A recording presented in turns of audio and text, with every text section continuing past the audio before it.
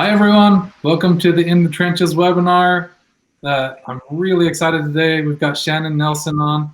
Shannon is the marketing director at Arkansas Family Dental. She's been in marketing for a long time, has a master's degree in marketing, and she's really, really, really good. When I say this, I know because we've has over 14,000 practices that use our system, and this is our number one practice as far as new patients go. So she knows a thing or two about what's working. I'm really excited to interview her today and just give you a really good detail about things that are working for their practice, things you can implement in your practice. So Shannon, thanks for being here. No problem. Thank you so much for having me, Adam. Awesome. Well, we'll just dive right in. So first things first, what is working for your practice? You know, what are your top things that are getting you new patients, and we'll start there, and then we'll maybe dive into each of those a little bit more. Okay, so I think the main thing that's bringing our practice, of course, our employees and our staff are very selective when it comes to choosing our hygienists, our staff, our assistants, down to our concierge, the personalities that we look for when we're hiring, because we do understand that coming to any facility or getting any service done is an experience, and you want to tell people about that. So we use word of mouth marketing as our strategy, and we want to make sure what they're telling people is quality and they're getting that experience. Our brand that we promote, our motto, our mission is we treat every patient like family. And so we customize the experience for each patient. Now, how they hear about us and what's been driving most of the patients to our practice is through Google. We currently have 4.9 out of 5 stars on Google with over 1,300 Google reviews. And so when they type in dentist near me, dentist in the area, we pop up first. And so every time we get a call, we ask, like, how did you hear about us? And they always say, oh, you're top rated on Google. And from that alone has been driving so many new patients to our practice just off the ratings. And then when they get here, we try to make sure the experience they get makes them want to tell others and come back. So the word of mouth and patient referring other people has been really driving our numbers. That's awesome. That's a huge number. There more than 1,300 reviews and 4.9. That's amazing. Yeah. I think that speaks a lot to how you're treating people. And coming up number one, is that just happening because you're getting a lot of reviews, or do you have companies that are working on the website and the search engine optimization as well? Yes, so we do work with iProv. They handle our SEO, and they're really, really good at that. And so they make sure that our website is up to date and that it's very informative and user friendly for our patients to go and schedule appointments, get information, and stay on top of everything. And also making sure that when they do look for us on Google, that they're hitting, that they're typing in the right keywords so that we do continue to pop up number one. Also, Scheduling Institute is our consulting firm that we use that helps us with our verbiage and making sure that when we're on the phone scheduling our appointments, that we're using the right verbiage to make them come in and feel welcome and that we're getting them in the door. So those two companies we work very close with and make sure that we are keeping our employees trained and going to trainings and making sure that they are pretty much having a hand in everything that we do to stay number one and staying consistent. That's awesome. Yeah, I like that you laid it out this way, because a lot of people, like, they try to find the silver bullet of, like, this is going to get me more new patients, right? But the way you're describing it, it's a whole system, right? It's a system. Yeah. The patient experience, making sure that's optimal, turning that into reviews and referrals, and then using that along with search engine optimization company that's getting you in front of people. Those are helping convert, right? That's how the system's working. Yes. That's getting the calls. And then obviously you got to get the calls into the office, and you've got scripting in place from the Scheduling Institute there. So if you had to go ballpark, what's the number of new patients that you get off of Google on an average month? On the average month, we have about 325 new patients a month. That is our goal that we hit for, and we usually top it and exceed it every month. So it's a surplus, and we get our average rate per new patient, if we get them over a lifetime, is about $2,000 per new patient. So we draw in so much revenue from our new patients. But on average, just from Google and using our verbiage and using the consulting firm and giving that experience, we get on average about 325 new patients every month from it. Wow, that's amazing. And that's excluding reactive. So people who left and they're like, hey, I want to come back now. So that's even excluding that number. We get hundreds of those as well. So it definitely pays off. That's amazing. Amazing. So that's obviously working. That system is really amazing. Thanks for giving us some details, even who you're using and how you're doing that. Are there other marketing avenues that you're using aside from Google, or is that your main focus?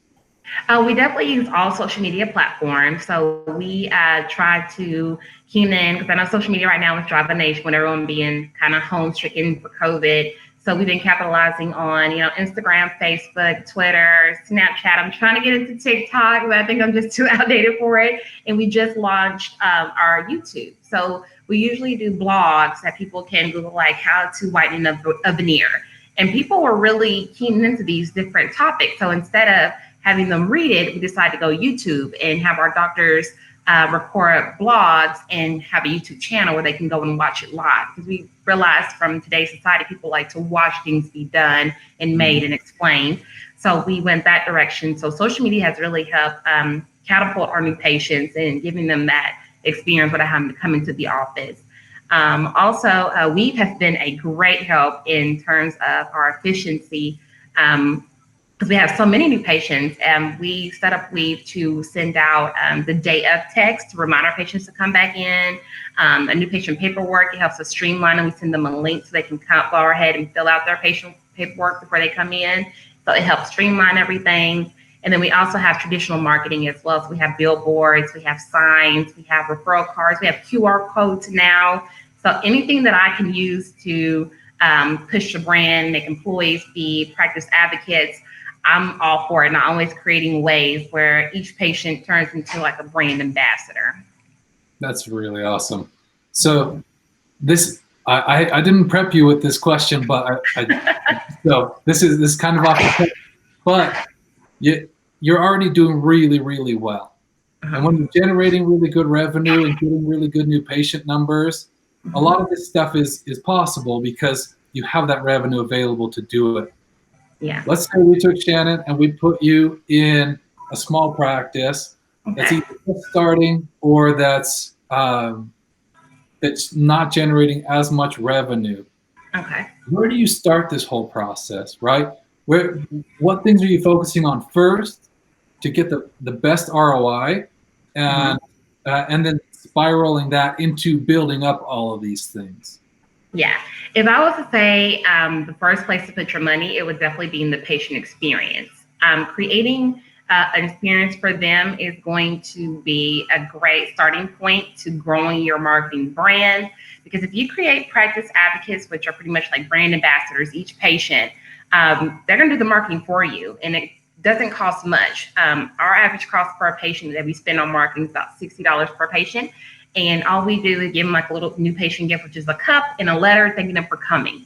If you're a smaller practice, you can do a little flower, a little letter, have the doctor come in and just say, thank you for coming. It's just about building an experience. And sometimes a doctor coming in and just simply acknowledging them by name, thanking them for coming, acknowledging their birthday or their kids, or just making it more personable would be all the person that patient needs to feel like, I want to come back here because this doctor knows me.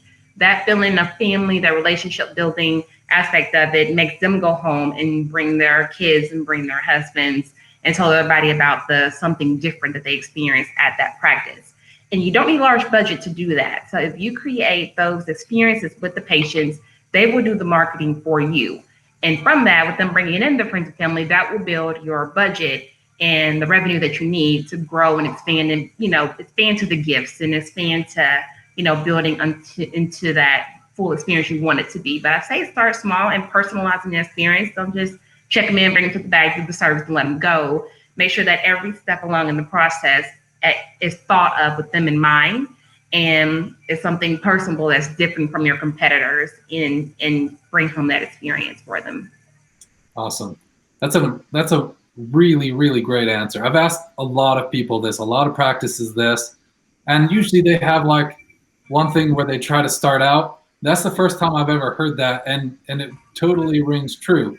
It's going to be less expensive in almost every situation to acquire new patients by investing into that patient experience than to go and choose any marketing avenue. I've tracked marketing costs for practices through Google Ads, through organic search, through a lot of those things. And like you said, it's probably going to be the best bang for your buck, and definitely in the long run to invest into making an optimal first patient or patient experience. So Yeah. awesome. I love that answer. Thanks so much, Shannon. No. Okay, brand positioning. You mentioned, you try to make everyone feel like family. How are you positioning that online in your marketing materials? You mentioned you have billboards. How do you guys position your brand in those areas? So when we try to make sure that all of our marketing material, when we say family, that we're showcasing that as well. So our marketing materials are real patients. So we try not to use photo op models that have a symbolic picture of family. We want to actually, the families here in the waiting room, hey, can I get an opportunity to interview you about your experience? How long have you been coming here? Can I get a picture or a testimonial? So we actually want to get real life families that come here, or people who are not families, just Miss Jones that been coming for 10 years, or the first time patient that's terrified of the dentist that overcame it, the before and after experience. Because the thing that happens here, especially here in Arkansas, it's a small town, but not a small town. But when people see that on our website or our social media, they see, someone they went to school with or they see themselves in it because it's a raw reaction or raw emotion. And they feel like, hey, that person did it, or this lady went there, or this family looks very comfortable, and it's more real and personal. And so with that, seeing real families instead of like a picturesque version or symbolism of it, I think really kind of helps us kind of stick to the brand and what we're about. And then also we try to have our doctors actually have contact with each patient. So that way it's not like they're coming to Arkansas Family Dental, but they never even know who is their actual dentist. So we make sure that every doctor comes around, introduce themselves, and they feel like they know every staff member here. So when they do come back, we acknowledge them by name, we know their birthday, we give them a new patient interview. So while the assistant is getting them prep for the doctor, we're asking them, like, how many kids do you have? Have you been in Little Rock for a while? And we're getting all this information. So when the doctor comes in, she picks it up on that conversation. They build a rapport. And from then when they leave or come back, they feel like everyone there knows me by name. They know my kids. And we remember all of this. When they come back, each person feels like that's my best friend. That is the girl who did this to me. And we give them birthday cards and sympathy cards, and we follow them throughout the journey. So it actually builds that family experience for them. That's awesome. I like that advice of using, rather than like stock footage or someone that you have come in as a model, but using actual patients, using actual experience. That's really awesome. And then I also like the advice of making sure that the doctor is getting to know them. I want everyone just really quickly to think about this, but I get this in like my neighborhood Facebook groups that I'm part of. Someone asked, who's the best dentist? What are typically the answers that you see? This is going to be the things you want to focus on of what you should be doing as far as creating this experience, right? You almost never see, oh, this doctor's so great. He has this experience. He has these credentials. He went to this school. They don't know that. They're so kind. They treat me so well. They treat me like family. We love them. Those are the things that you're going to see. So yeah, putting that foot forward is huge. So awesome. Really love those answers. Okay. Now, we all know, anyone that doesn't know my background, I've been part of a dental practice, owned part of a dental practice in the past. We all know that there's a drop off between patients find you, schedule, sometimes a drop off between that schedule and between actually making it to the appointment. Are you doing anything currently to make sure that people who schedule an appointment actually show up and come to that appointment? Yeah, so we actually have gotten better at this because that was one of our pain points that we were experiencing where we'll schedule the appointment and then they, like I said, wouldn't show up, things start happening, especially when COVID hit. We definitely people started being very fearful of it. And that's been our biggest reason why people weren't showing up is fear of COVID or someone they were exposed to someone who had it. So to make them feel a little bit more comfortable, after we schedule the appointment, we do a follow-up text message letting them know here's the patient paperwork, welcome to the family, we're so excited to have you. And then a few days before, we send a confirmation text to let them know, on this day, this is your appointment time. We look forward to seeing you. If you have any questions, let us know. And then also we follow up with, if you're nervous about COVID, here's a link to our COVID precautions page on our website.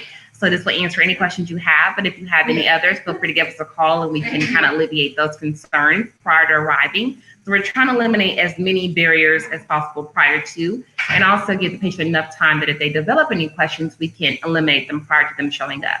And then there's the notorious the day of text. So the day of their appointment, we send today's the day. We're so excited to finally see your face. We can't wait to see you. If you have any questions, my name is, and we actually put the actual rep's name in there. We try to keep that personal element, that family element all the way through. So we hand type these messages. They're not automated. They're hand typed. So each patient gets that personal experience. If they do text that number back, we actually get it and we text back. So it's like, yeah, I am a little nervous about, can I sit in my car and wait? We can write back and say, yes, Joe, you can definitely sit in your car. My name is Shannon. If you're in the car, let me know or text this number back and I can come out and, give you a bottle of water while you wait.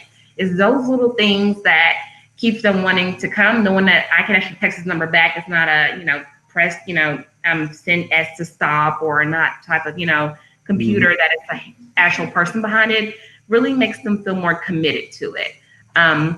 Another thing that makes them feel like they show up is that at the end of scheduling the appointment, we do a confirm and commit statement. So after they commit to the time, we say, okay, our doctors and our team have reserved October 9th at 2:00 for you. Should an emergency arise, you give me a call. My name is Shannon. I'll be more than happy to move things around if need be, but I'm very excited to see you. Can you let me know at least 48 hours in advance if anything changes? And I ask them in a question form, so they have to say yes. And if they say yes, they feel like they're committing to it. And that has shown great results as well. Wow.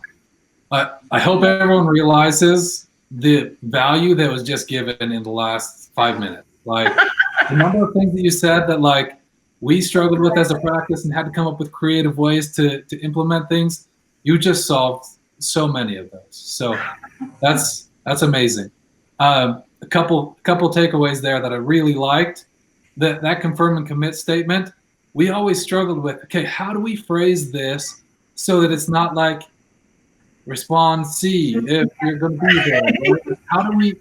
How do we this was the dilemma, right? How do we make it seem like this is happening, like this is already confirmed? We're planning on this, not like, is this okay? Like, please confirm, right? If you ask someone to confirm, the appointment's not confirmed until they respond with C, right? So I love the way that you phrase that. I think that's amazing. Will you let me know if anything changes in advance? If they're not ready, they're just going to let you know, and they're responding yes to that. That's genius. And then creating that personal touch as quickly as possible. That's also really awesome, and I've seen really good results with that as well.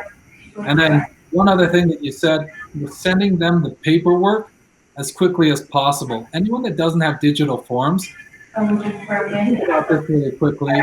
If I text you some forms to fill out in advance, right after you schedule an appointment, and you go through and fill those out, you've already taken action towards coming to my practice. You're not going to do that with 15 different offices. So you're getting commitment as soon as they start filling out those forms. So amazing.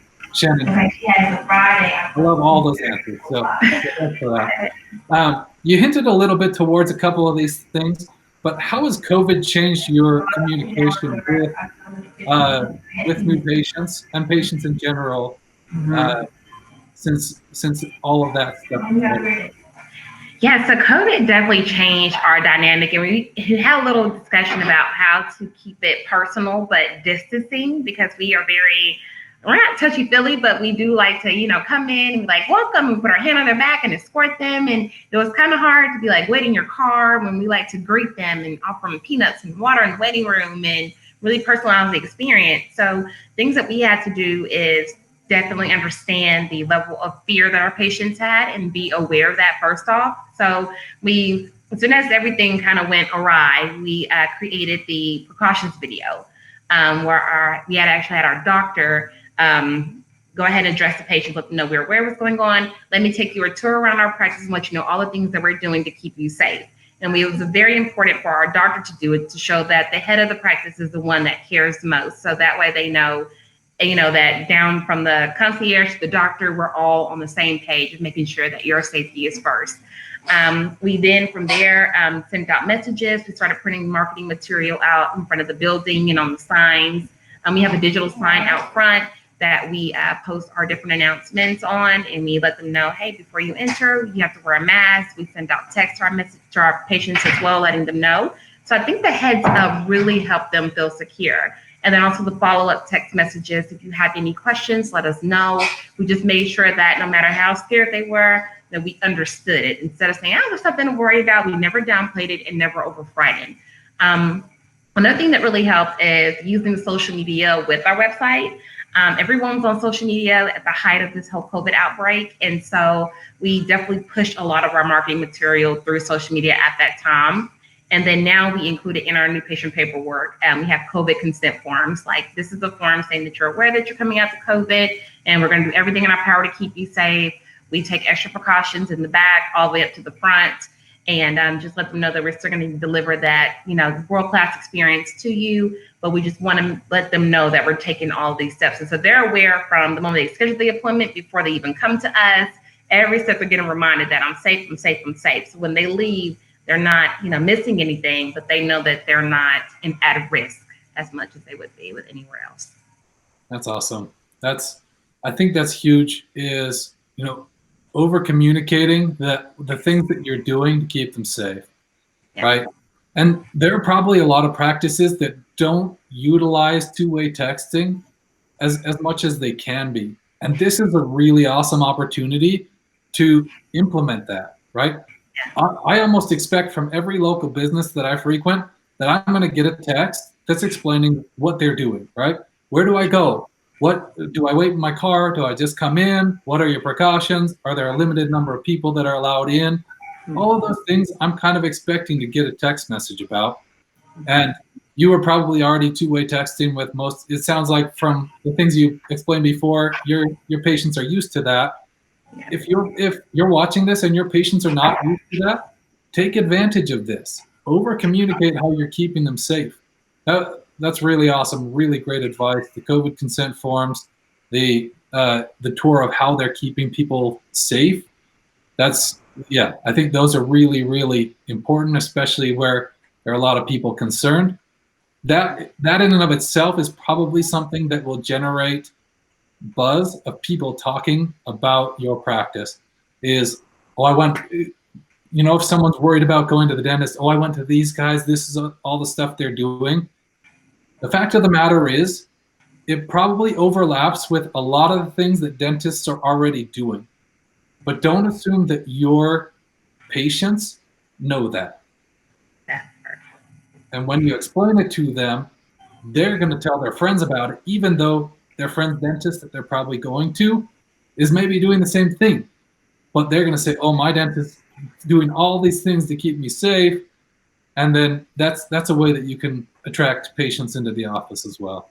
So again, Shannon, the 4 questions in, and you've offered so much gold already. One more question, and then we'll wrap it up.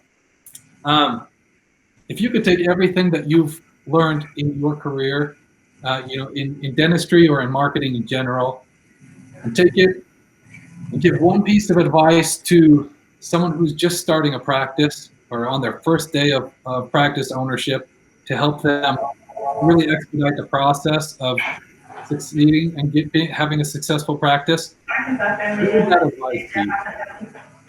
I would say definitely stay patient focused. I know when you're dealing with business, it's really easy to get wrapped up in numbers and revenue and like RI and growing, and you want to grow fast, and you just get wrapped up in the money. But I think when you take away all of those elements and think about the patient and how that patient wants to be treated, you can make better business decisions. I know the golden rule has been pounded in our head time and time again. Treat people how they, how you want to be treated. But I always say treat the patient how they want to be treated.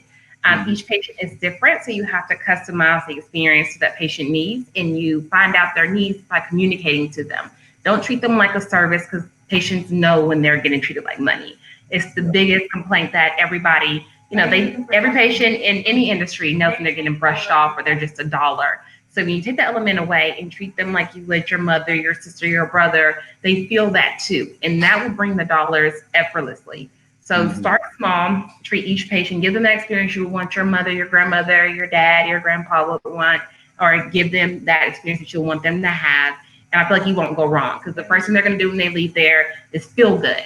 And emotions make money. Emotions make a lot of money. If they feel good, the first thing they do is go on Facebook. They're going to check in while they're there. They're going to remember it. They might even remember your name. They're going to remember where you're located and how they felt. So start there, treat the patient how they want to be treated, and feel free to use our mission, treat each patient like family, and you will not go wrong. That's awesome. Yeah, I just want to echo one thing that you said. Treating someone like family and treating them as well as you can is paramount. I feel like, a lot of times we look for ways that we can save money, and that's great in a lot of aspects of business ownership. But if there's one place that you're going to make an exception for that, this is the place to do it, right? Spend a little bit of extra money to make sure the patient experience is as good as it can be. And you said this, that will return, that will generate an ROI for you just by doing that alone. So awesome. Shannon, again, this was amazing. If you didn't take something away from this, you probably already have a really, really amazing practice. If you're looking for things to implement, you should have gotten a few things out of this. I definitely did. So thank you so much for your time. Thank you. We'll talk later, everyone. I hope you join us for our next session of the In the Trenches podcast webinar. We'll try to make it just as valuable as this one. Thanks, Shannon.